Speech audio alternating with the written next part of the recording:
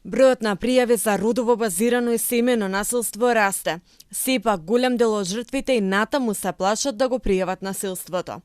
Од Хелсиншкиот комитет за човекови права апелираат да побараат помош и да не остануваат сами во процесот.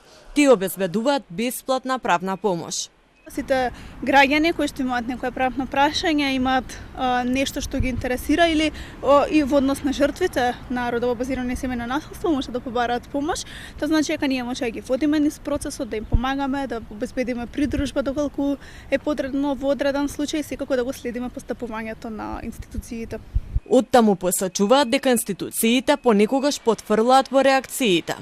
Мислам дека сите сме сведоци дека не секогаш институциите постапуваат со должно внимание и соодветно со оглед на бројот на фемициди кои што се случи минатата година и бројот на случаи на семено и родово базирано насилство. Според податоците на МВР, бројот на убиства на жени се менува од година во година, додека семеното насилство бележи пораст. Например, пред 4 години, во 2022 имало 2 фемициди, а во 2023 9 жртви на фемициди.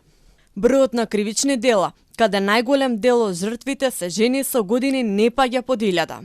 Последниот случај на насилство врз жена е регистриран викендов. 52 годишен маж ја нападнал својата 20 години помлада бремена партнерка, која едва е се спасила и завршила со хематоми на главата и телото.